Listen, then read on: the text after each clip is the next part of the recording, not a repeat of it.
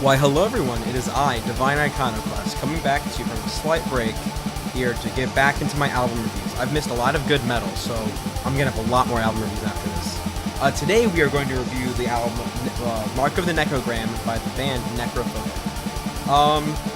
This is usually where I get into a bit of history with the band. However, I've never been to the band, I've never been exposed to the band before this.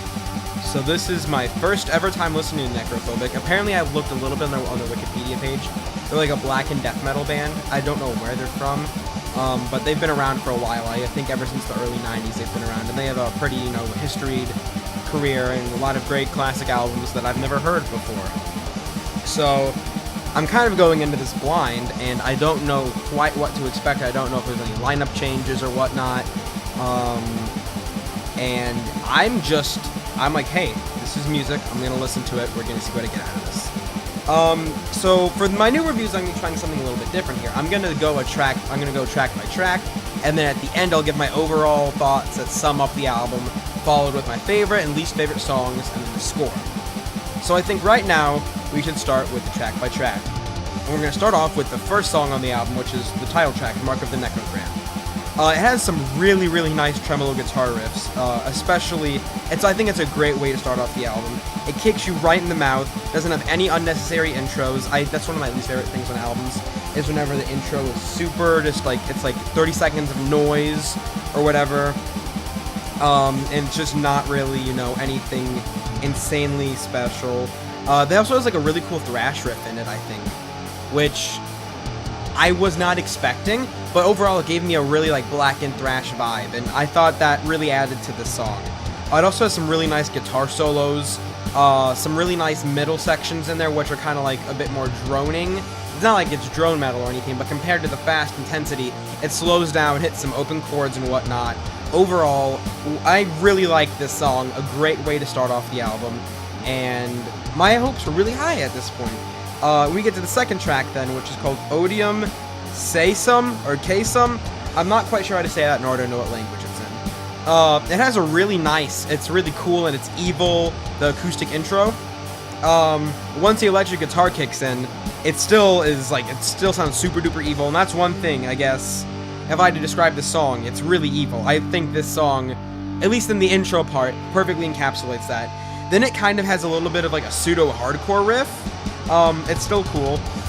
Not quite as evil anymore. And this is the first time whenever the death metal influence really starts to shine through. And this has a bit more of like lower tempo, sludgier moments that are, that you're used to seeing in death metal. And overall, like, this song, it's, again, a good song. It's like, great job, Up next, we have the song Tsar Bomba, which, oh my goodness, the intro riff on this song is very nice and melodic. I like that out of my black metal. I know a lot of people really like rough and gruff black metal. Maybe something akin to I don't know, maybe like early Dark Throne. I know a lot of their stuff is melodic, but they have some not so melodic tracks as well. I'm not into that. I like my black metal to be a bit more melodic, and that song definitely delivers on the melody. It has a really nice driving drum beat on it. And I think it overall just gives a really nice atmosphere. Not in the sense of atmospheric black metal or anything, because it's not. But it just you know what I mean? Whenever I think of black metal, this, black and death metal, I should say, it is this song. This song basically defines the style of it. In a very good way, too. It's not it defines the style in a generic way. It's in a very good way, too. Kind of disappointed the song isn't about Russian nukes from what I can tell. But, I mean, whatever, you can't get everything you ask for. Also, this song has a really weird structure to it. Not the fact that it's an odd structure, it's the fact that it's a normal verse-chorus structure. And that's just not typical for this kind of music at all. I was like, oh, okay, that's kind of cool. And I think actually it's really nice to have that on here. It's because it's not something you're really used to hearing ever, So I was like, okay, it's an interesting and welcome change. It's like, okay, that's fine. Up next is whenever the album starts to dip down a bit, in my opinion. This song is called Lamashtu. It's the fourth track on here. And it has one of the weirdest intros ever. So it has a very subtle and slow over time fade-in intro, to the point where it never feels like the song got properly started. I don't know how to describe it except for that. Like the intro, it's not like it's loud and it gets, sorry, it's not like it's soft and it gets loud all of a sudden. It's like it's soft and then it very gradually steps up. It's, you know, like a pianissimo and then like piano and then mezzo piano, and it slowly climbs up the scale on dynamics until eventually, you know, it hits you right in the face, but it never ends up actually hitting you in the face because it's just such a gradual incline. And like there are cool riffs in the song and whatnot, and it's a bit evil, and I mean, like, I don't know, like it's a fine song, but the intro, the very slow intro, makes it sound like the song never started, and the entire time I was distracted by that. It was just overall a little frustrating, and there's a couple groove sections in there that are trying to like be headbangers, and they kind of just fall flat for the most part. Like, I don't know. It'd be a better song, I think, without the intro. With the intro, it's an okay song with okay evil riffs, and just some groove sections that are nothing to really write home about. Up next is the song Sacrosanct, which gets right back on track with what I had before about the album. It's a really nice intro. This song has probably the most death metal influences on the entire album. It's just really, really nice. It has a really driving feel to it, like you're keep on pushing you forward throughout the whole song, and it also has a really cool 6/8 time signature groove progression, which is really awesome. And this song is basically like, I think this song is the perfect blend on the album between black metal and death metal. It's just everything about it. It has your nice tremolo picked guitar sections, also combined with your nice death metal, you know, a bit more heavy riffs that still have a tint of black metal in them. And it's just overall, I love this song. It's one of my favorite songs from the album. It also has a really nice guitar solo. It's a great song. If you were to listen to any song off the album, it'd be this one. And this song is in the description. So if you want to listen to any song, go check it out in the description. Up next is the song Pesta. It has a cool and melodic, clean intro to it. And it's followed by a nice melodic guitar riff with some driving drums. And it's like, the intro is cool and all, but it just doesn't match the rest of the song. After the cool introduction, it's just honestly kind of generic black metal riffs with the occasional blackened death metal, the occasional blackened death metal riff. It's just, I don't know, it's kind of generic. It also has a completely unnecessary clean part in the middle of the song that doesn't add anything to it and lasts for maybe a bar or two. And it's like, why was that there? I don't think it had any reason to be in the song. And overall, it just kind of left me confused. The ending riff of the song also just isn't good. It's just, I don't know, something about the ending riff to this song. It's just not really all that special. It's a fine song. It's not bad or anything. It's a pretty fine song. At this point in the album, it's, you know, dipping a bit down for me. The next song on here is Requiem for a Dying Sun. It has a really, really badass intro with an awesome scream. I love the scream at the beginning of this track. It has an awesome groove. It's fucking killer. You have to headbang to it. It's just, this song, the beginning of it, it's awesome. I think that's one thing about this album that I've listened to. I can't see the band. They're really good at writing introductions to songs. And then, you know, the biggest issues I have is after that the songs taper off a bit. And, like, I don't know, it's just awesome, the intro to the song. Then it's followed up by really nice melodic guitar parts, all throughout the track even. And, again, the same thing as the last song, there's just a random clean bit in there. And I don't know why it's in there. I guess they have a penchant for doing that. But this one isn't as bad as the previous one, because, I don't know, something about this one, it didn't seem so off to me. Like, maybe it's because I like the rest of the song so much leading up to it, but this one didn't seem so off to me. And the part it transitions into before, sorry, not before, I don't know, the part that the clean part transitions into, I don't know why, man. It's just really odd. It doesn't fit the rest of the song, and it's a completely different groove to it. The drum part is so weirdly written that it makes it like almost impossible to headbang to, and that's the point of that riff. Is like to get you in the mood to start headbanging. You know, like, yeah, you know, like you're gonna go crazy at this part. And eventually, like, the groove settles into itself. But whenever it first transitions, It just seems out of place. I don't know. It also has some strings on this track, and it like a orchestra section, I guess you could say. Some nice like strings. I don't know if it's actual strings or if it's sampled or whatnot, but they make really nice use of dissonance. It adds to the overall melodic feel of the song. It also has a really nice guitar solo towards the end.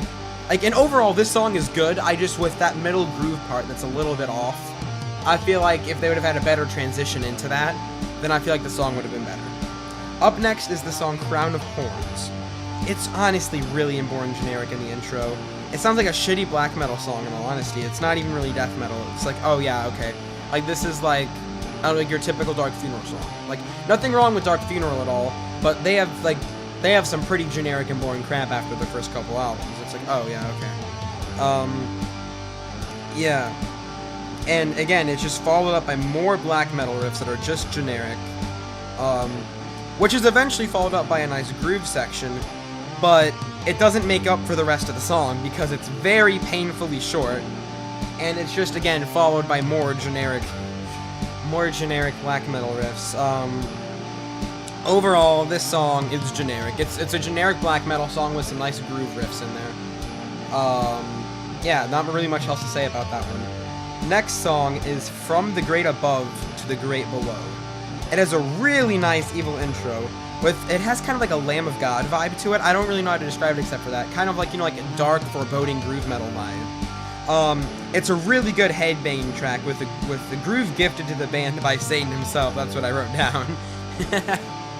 I think that's probably the best way to say that. Awesome groove to this song. It has some really nice melodic guitar riffs to go along with the grooves, and really nice drum parts. And yeah, that's pretty much all I have to say about that song. It's just really nice. About halfway through, there's a tremolo guitar riff that doesn't quite hit the mark. But overall, everything else about this song is really, really nice. I like that song a lot. And now to the final track on the album, which is called Undergangen. I don't know if it's Untergangen, if I just wrote it down wrong or whatever. But anyways, the last track, it's just a pointless outro track, which is just clean guitar. It's basically what it is. It's just a droning guitar track that goes on for a couple minutes. It's just pointless. So what I said before about us not having a crappy intro track that I didn't like, instead we just got a crappy outro track that doesn't add anything to the album. It's not an instrumental even because it's too short. It's just overall pointless. Not much to it. Now to the overall stuff on the album. I think the balance between death metal and black metal on this album is very heavily in black metal's favor. You'll notice how many times I said, yeah, nice black metal riff, and not so much on the death metal side. There's a couple songs where I mentioned that. But overall, I say it's very heavily tinted in black metal's favor. And I'm not a genre who's on the, like, you know, crucify you by genre, like, this is fucking satanic, atmospheric, ambient, blackened, death, doom metal. It's like, no, I don't care. But, I don't know, I think that, like, death into black metal is a more appropriate term for this album. I'm not saying the band as a whole, because I haven't listened to any of their other stuff, but for this album, that's what I'd say. This guy is also an amazing vocalist. I think that's the number one thing I like about this band, and I didn't mention it in the songs, but that's just because, except for that one scream, that's just because every single song has such a good vocal performance. It's like, wow, you know, this amazing vocalist on here. He's not my favorite. My favorite black metal vocalist is Mortis of Marduk, but still, fantastic vocalist on here.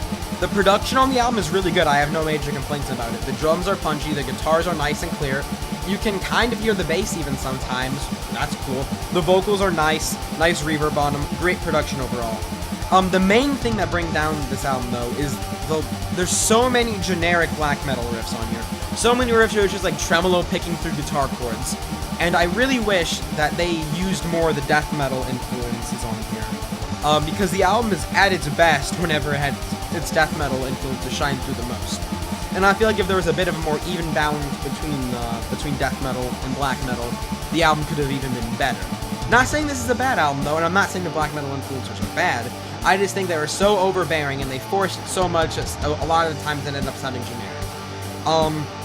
My favorite songs in the album are Requiem for a Dying Sun, Sacrosanct, and Zarbamba, and my least favorite songs are Lamashtu and Pesto. Overall, I'm gonna have to give this album a 7 out of 10.